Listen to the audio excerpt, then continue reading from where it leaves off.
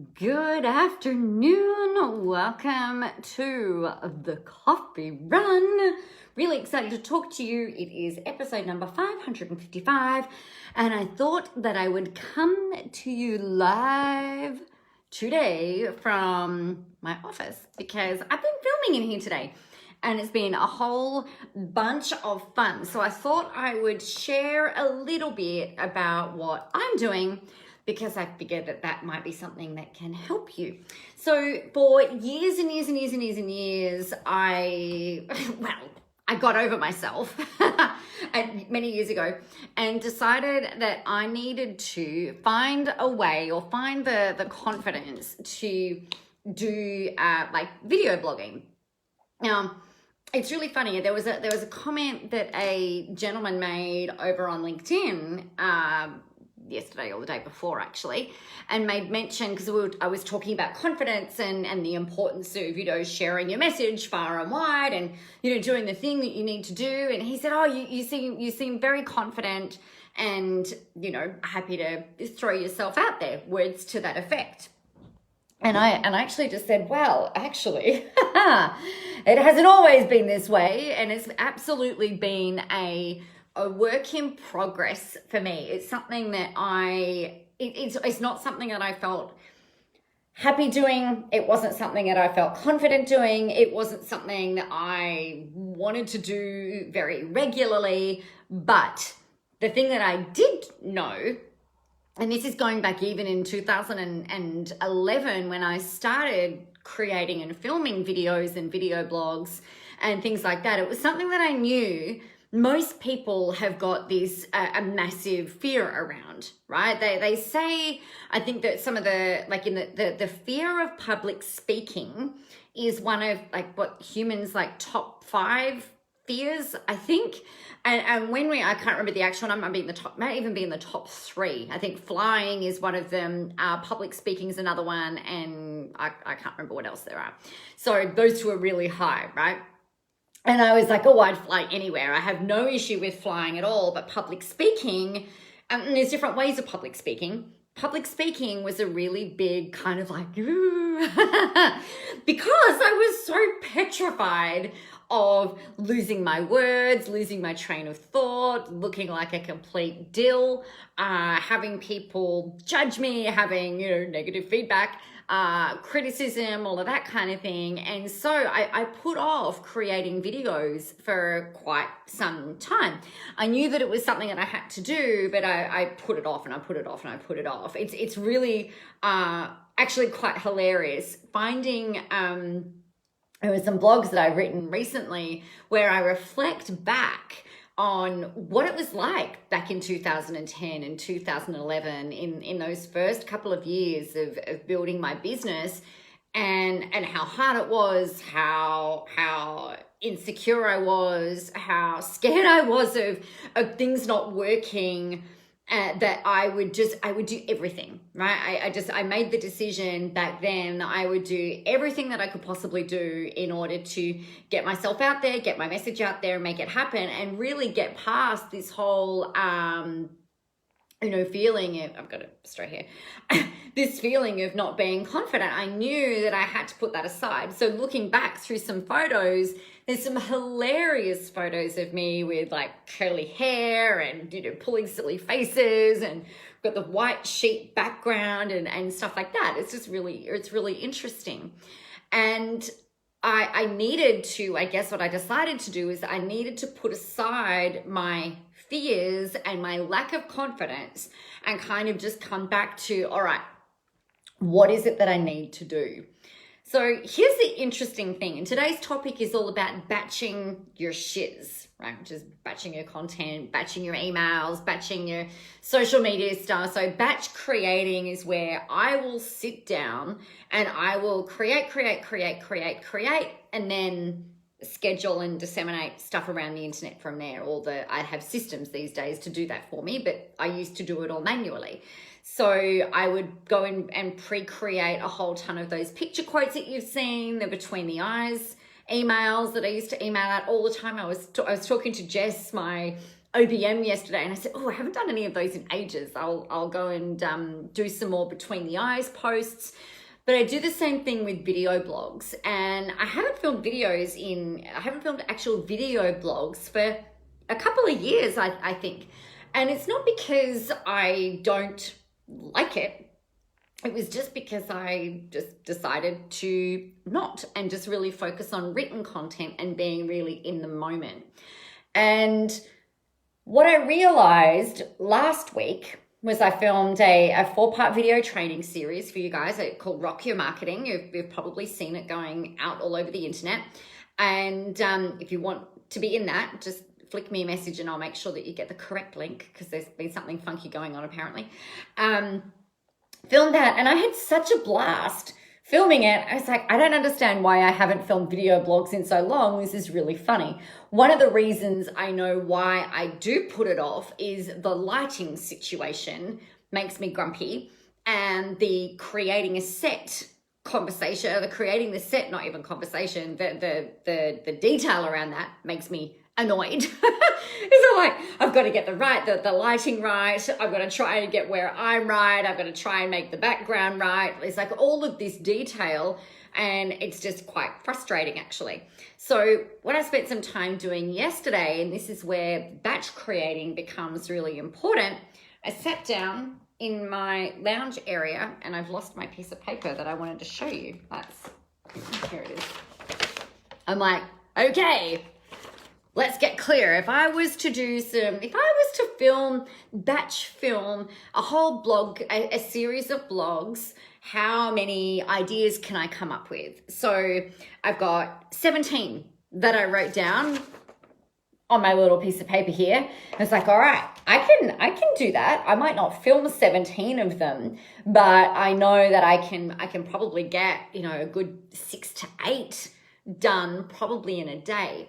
So I thought I might share with you how I do that, and let me know if this is helpful for you.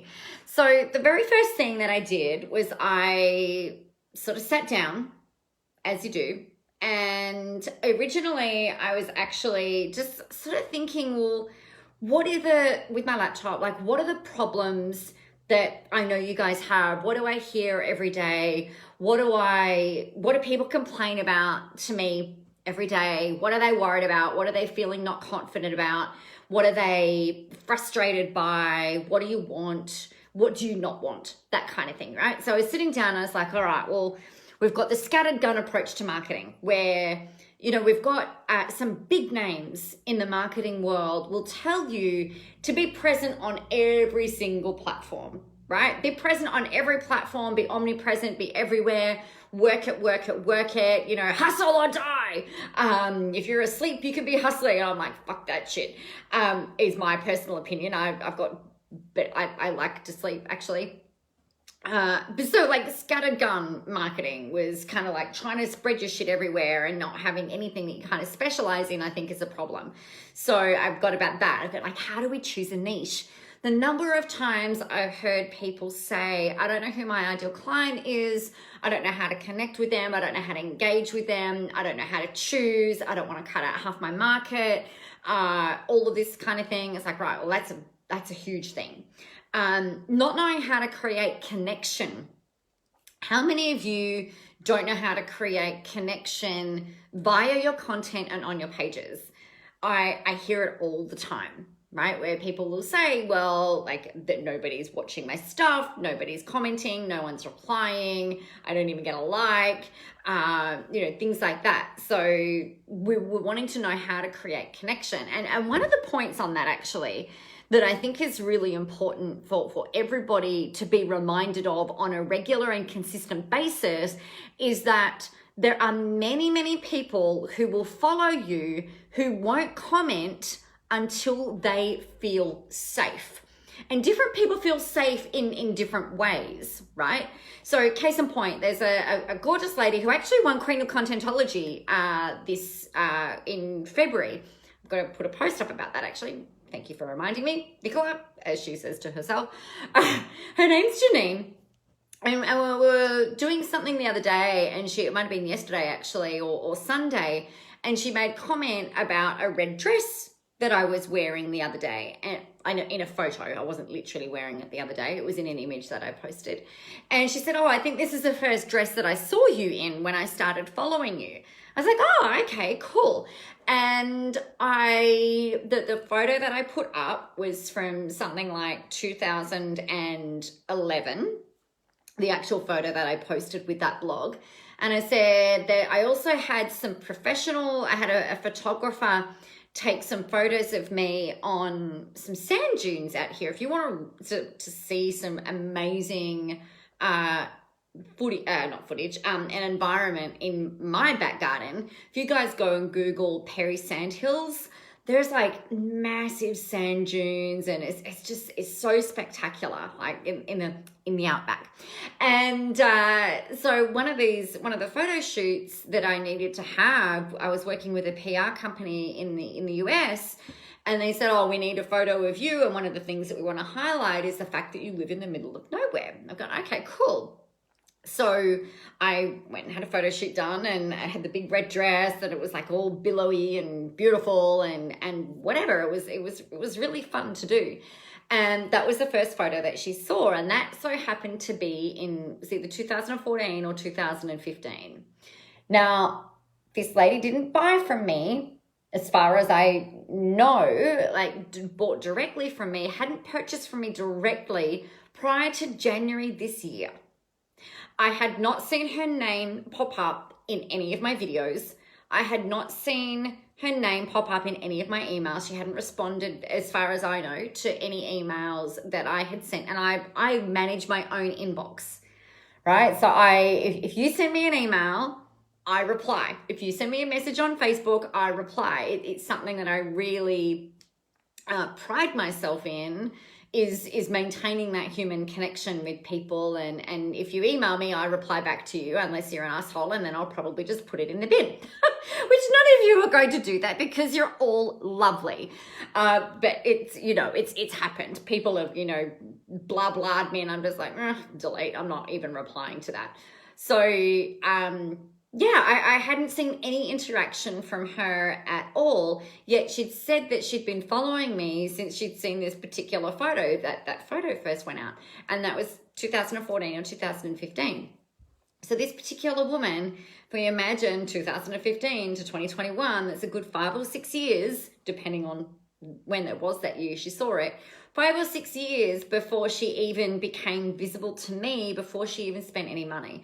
Now, obviously, in a ideal situation, we don't want people to wait 5 or 6 years to spend money with you, right? But it happens, and it can take like that 5 or 6 years before it's the right time, before they feel safe, before they comment publicly. This particular woman had not publicly commented on anything, as far as I know, throughout that whole time. So what happens, what people do from a connection perspective, is that they can still feel really connected to you via your content without them commenting, without them liking, without them sharing, without them hitting reply, without them PMing you, without them reaching out in any way, shape, or form. It doesn't mean they don't feel connected. It doesn't mean that they're not watching. It doesn't mean they're not listening.